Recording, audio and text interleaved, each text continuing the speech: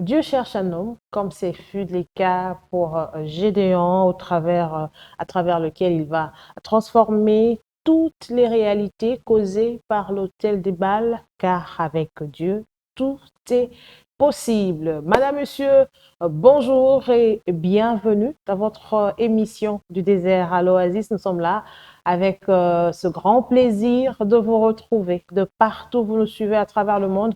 Nous sommes là aujourd'hui pour un nouveau numéro, mais avec un sujet avec lequel nous avons commencé. Ça fait une longue série d'émissions déjà. Aujourd'hui, nous allons encore plonger un peu plus au cœur de notre sujet qui est l'hôtel de Bâle au Congo. Et pour en parler, nous avons avec nous sur ce plateau le frère Blaise Capita. Frère Blaise, bonjour et bienvenue. Bonjour, merci madame. Comme je l'ai dit tout à l'heure, avec lui, nous allons entrer un peu plus en profondeur au cœur de ce sujet, ce grand sujet que nous croyons vous bénit énormément, l'hôtel de Bâle au Congo. On a compris ce que c'était l'hôtel des Bâles lors de nos précédentes émissions. On a défini l'hôtel des Bâles, on a compris ce qu'était l'hôtel des Bâles, on a compris comment renverser, détruire les hôtels des Bâles. Et aujourd'hui, on aimerait savoir avec vous, le frère Blaise, qu'est-ce qui se passe? Qu'est-ce qui se passe lorsque l'hôtel de Bâle est renversé? C'est dans cette idée que nous allons évoluer aujourd'hui.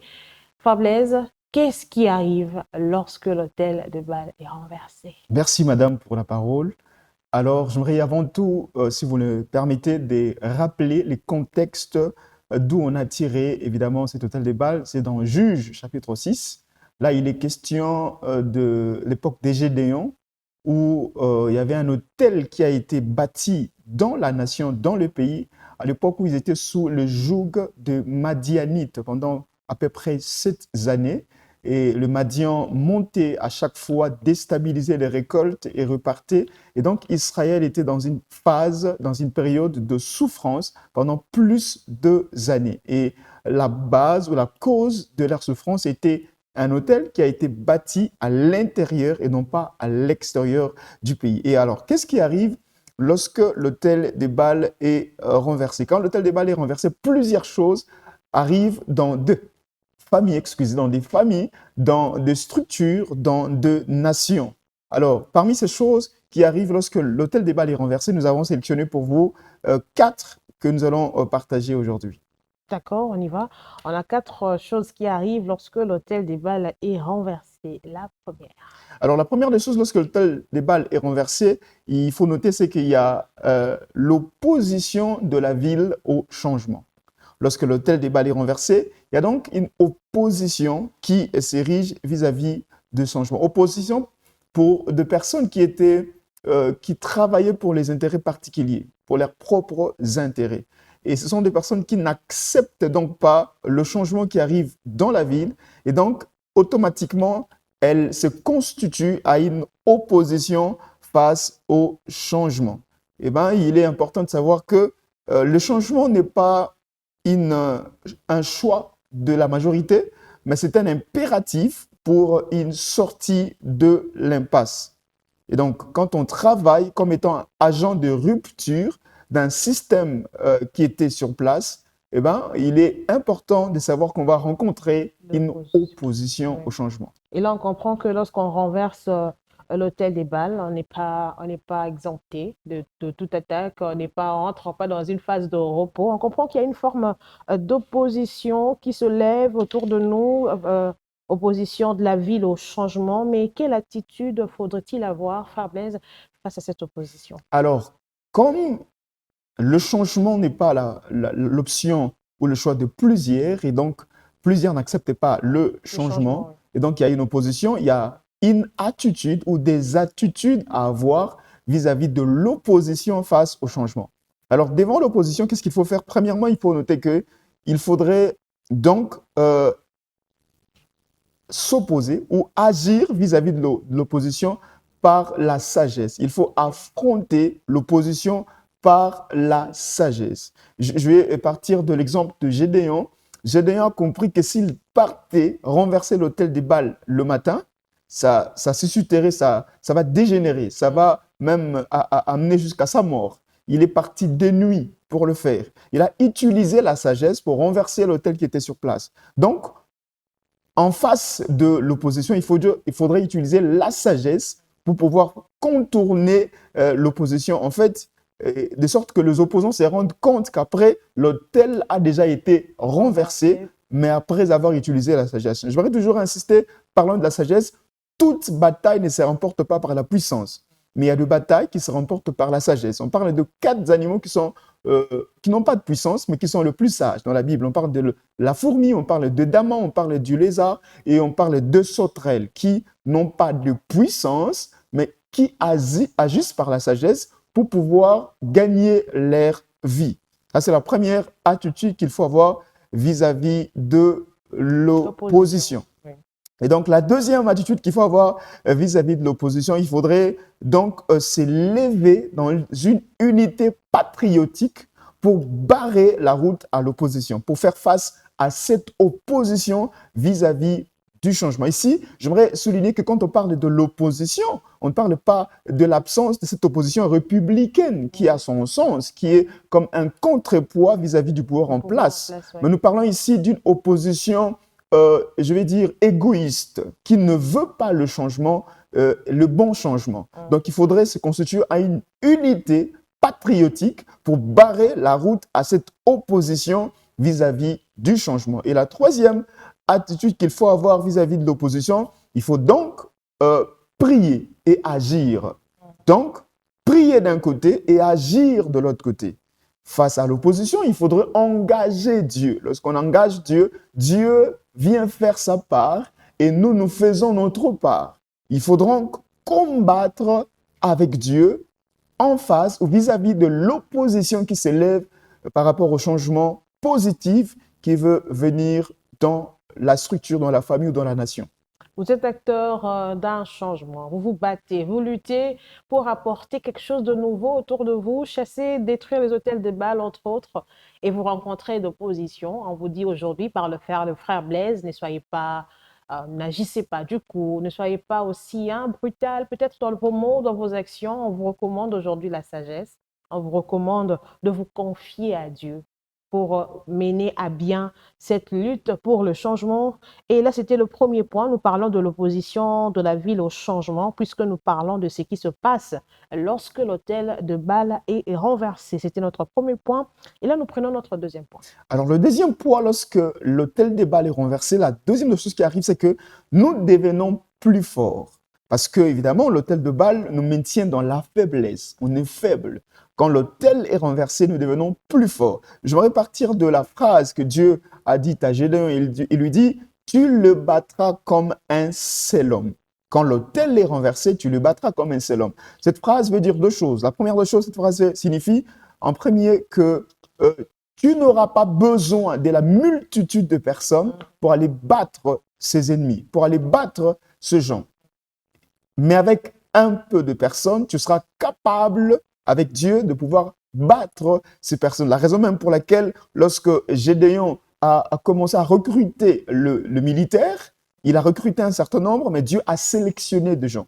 Il a sélectionné jusqu'à avoir un petit nombre, parce qu'il lui avait dit, tu le battras comme un seul homme. Donc, lorsque l'autel des Baal est renversé, nous devenons plus forts. Et plus forts, même en petit nombre, on peut renverser nos détracteurs, nos ennemis. Et la deuxième dimension de cette phrase que Dieu lui a dite, cette phrase veut dire « tu le battras en unité patriotique, en unité nationale, comme un seul homme, en unité. » Pas comme avant, comme il y avait de la trahison à l'interne, mais cette fois-ci, lorsque l'autel est renversé, vous le battrez en unité patriotique. Dans l'unité, que vous arriverez à renverser ces choses, que vous arriverez à vaincre ses ennemis. Là, c'était le deuxième point. Le deuxième point, nous devenons plus forts lorsque l'autel de Baal est renversé. Vous l'avez très bien expliqué. Frère Blaise, on passe au troisième point. Au troisième point, lorsque l'autel de Baal est renversé, il y a le retour de la paix et évidemment aussi de l'avènement du développement économique. Retour de la paix et avènement du développement économique lorsque l'autel de Baal est renversé. Plusieurs familles, plusieurs communautés, plusieurs nations aspirent à une paix durable. Car sans la paix, il nous est impossible de parvenir à un développement économique.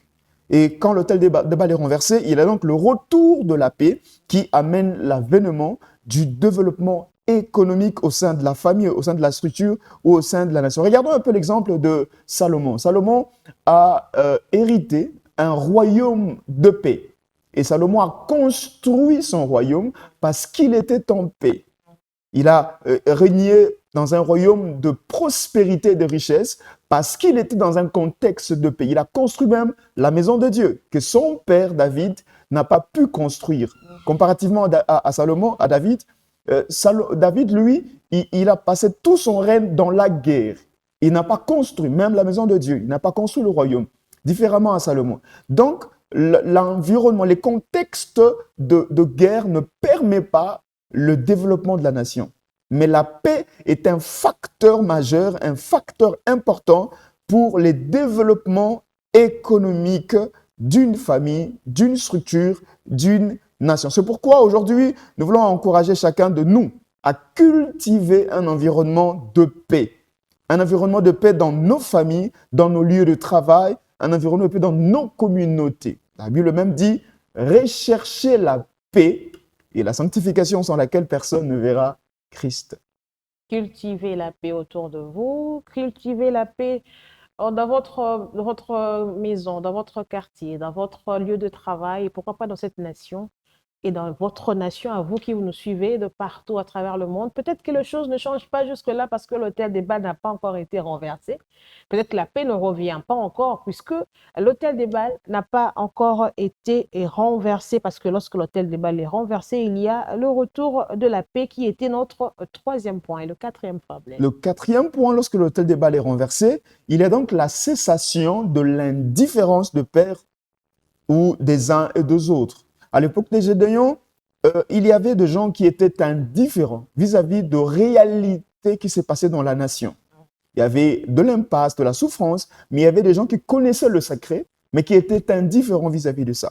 Lorsque l'autel a été renversé, ceux qui étaient indifférents, le père qui était indifférent, ont cessé d'être indifférents. Ils se sont alignés du côté de personnes qui cherchent la paix et qui agissent avec justice. D'ailleurs, le père de Gédéon, lorsque Gédéon a renversé l'autel de Baal, il y avait les adeptes de cet autel, le père pour l'époque, qui voulait s'accaparer, tuer Gédéon. Le père de Gédéon va dire à ses amis, ses adeptes de l'autel, dit « Si Baal est Dieu, qu'il défende sa cause ». Donc, il a cessé d'être indifférent pour se classer du côté de ceux qui construisent le pays. Il y a plusieurs personnes qui savent, qui se sont rendus compte qu'ils ont peut-être fait des alliances, ils ont fait beaucoup de choses, mais ils ont peur de se positionner à cause de leurs alliances. Ils ont peur d'être tués, ils ont peur de ceci. Alors, une fois que l'autel s'est renversé par une jeunesse, ils vont cesser d'être indifférents pour se classer du côté du changement.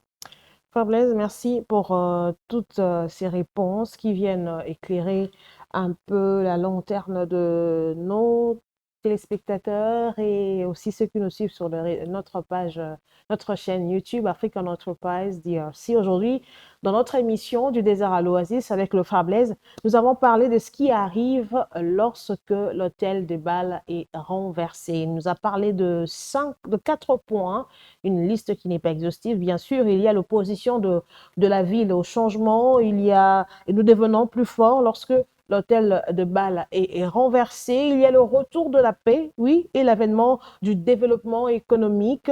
Et enfin, en dernier point, il y a la cessation de l'indifférence des pères ou des uns et des autres, ce qui arrive lorsque l'autel de Baal est renversé. Frère Blaise, pour conclure cette émission, j'aimerais quand même que vous puissiez nous dire un peu plus en résumé ce qu'on peut retenir de cette émission, de ce qui arrive lorsque l'autel de Baal est renversé.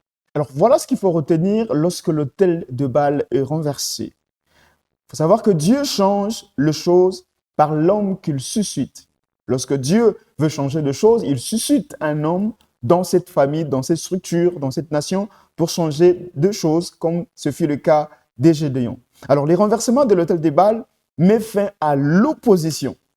Et nous sommes appelés à répondre vis-à-vis de l'opposition qui va certainement s'ériger lorsqu'on veut amener le changement. Il faut répondre par la sagesse, il faut répondre par l'unité et par l'action concrète sur le terrain. Quand l'autel des balles est renversé, la paix revient dans la famille, revient dans la société, revient dans la nation.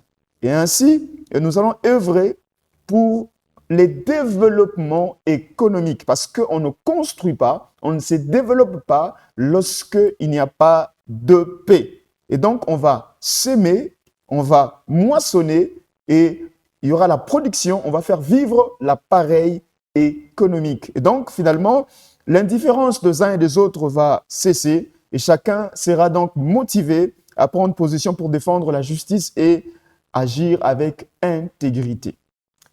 Comme Gédéon, peut-être aujourd'hui, vous êtes celui que Dieu a choisi pour apporter ce changement, cette transformation, détruire, renverser l'autel des Baals. Mais peut-être que vous rencontrez de l'opposition autour de vous. C'est peut-être lourd à porter. C'est peut-être aussi que vous êtes sur le point de lâcher, si je dois dire ça comme ça. Mais on veut vous encourager à tenir bon et surtout à compter sur Dieu. On va prier pour vous avec le Phare Blaise pour que cette émission ne soit pas qu'une théorie, mais que cela devienne votre pratique et votre quotidien. On va prier avec le Phare Blaise. Prions le Seigneur. Seigneur, nous te bénissons pour cette émission. Père, nous prions que ceci ne reste pas théorique simplement, mais que ceci soit une vie à pratiquer. Éternel, nous prions pour nos familles, nous prions pour nos communautés, nous prions pour nos nations, afin que nous vivions des temps de paix. Comme je l'ai dit, il y a plusieurs familles, plusieurs structures, plusieurs nations qui aspirent à une paix durable. Et nous prions pour l'avènement de cette paix au nom de Jésus. Nous prions pour ne pas être de ceux qui s'érigent à une opposition face au changement positif, mais nous prions pour être des acteurs qui amènent le changement, de ceux qui agissent avec justice et intégrité pour le bien de nos familles, de nos communautés et pour le bien de nos nations. Et que cela soit pour notre bien et pour ta gloire. Et au nom de Jésus-Christ, nous avons ainsi prié. Amen. Amen, amen, amen. Madame, Messieurs, c'est fini pour aujourd'hui. On se retrouve très prochainement avec notre invité pour parler un peu plus de ces sujets, l'autel des Baals. Et on croit qu'on va vous retrouver par la grâce de Dieu. Portez-vous bien et on se retrouve très bientôt.